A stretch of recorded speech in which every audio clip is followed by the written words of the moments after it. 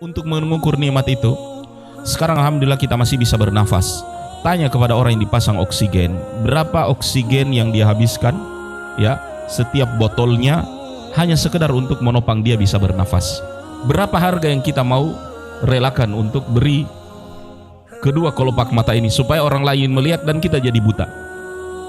Maukah dengan uang 100 juta? Antum bilang tidak mau.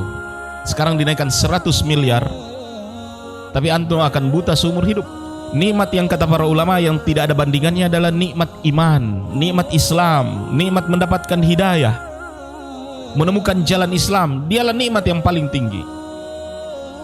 Kenapa nikmat yang paling tinggi? Dalam nikmat dunia Allah tidak peduli siapapun diberikan itu. Fir'aun jadi berkuasa, Qarun jadi kaya. Dalam nikmat dunia Allah tidak pilih siapa dia, Allah akan beri nikmat dunia.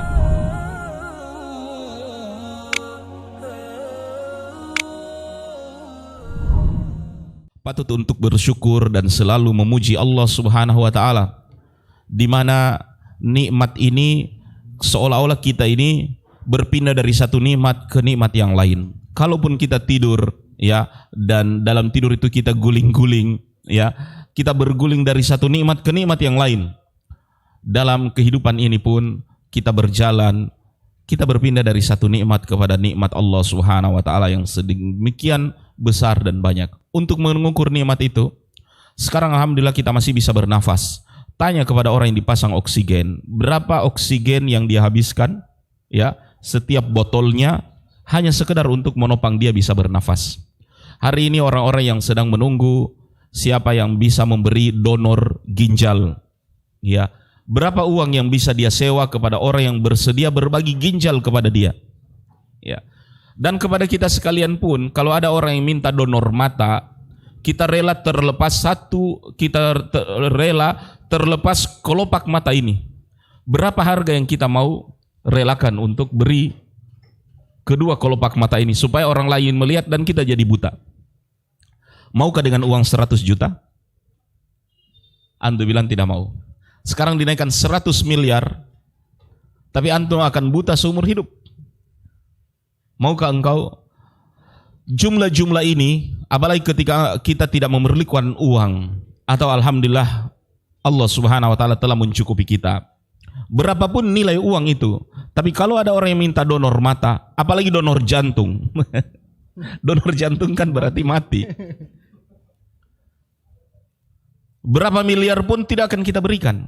Namun mereka ini sedang menanti-nanti siapa yang rela berbagi ginjal, berbagi mata, berbagi paru, berbagi hati, maupun ya yang siap untuk menunggu barangkali sudah adakah jantung yang bisa dicangkokkan kepada dirinya dan seterusnya.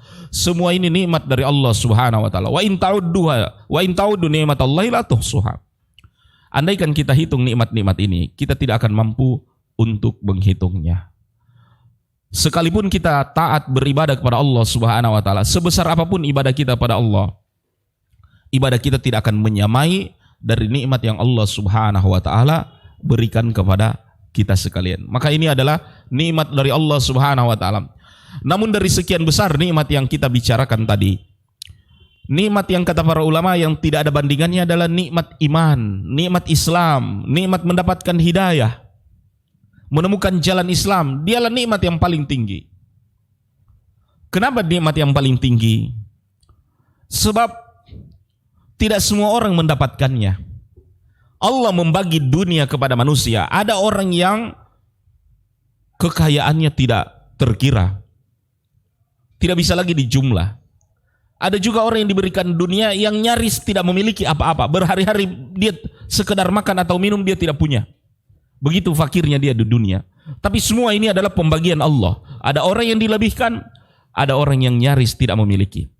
Demikian juga dengan iman dan Islam. Ada orang yang diberikan keimanan yang tinggi, para nabi dan rasul, orang-orang muqarrabin.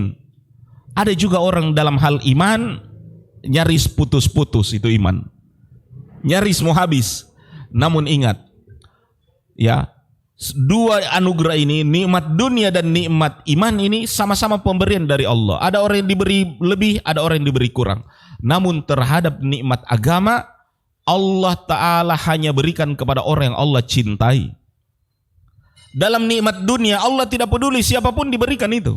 Fir'aun jadi berkuasa, Qarun jadi kaya. Dalam nikmat dunia Allah tidak pilih siapa dia. Allah akan beri nikmat dunia, sehat, pangkat, kaya, ya, pasangan hidup, anak-anak, semuanya. Dalam masalah dunia Allah tidak peduli entah dia orang rajin sholat ataupun yang ingkar. Tapi dalam hal nikmat din, nikmat agama, hanya orang-orang yang Allah Subhanahu wa taala cintai. Nabi, ya, Adam alaihissalam, ya, anak-anaknya tidak semua yang mendapatkan nikmat itu. Ada Qabil yang telah membunuh saudaranya. Nabi Nuh, nabi tapi tidak bisa menyelamatkan anaknya. Persoalan nikmat iman. Ibrahim, bapaknya sendiri dia tidak bisa selamatkan.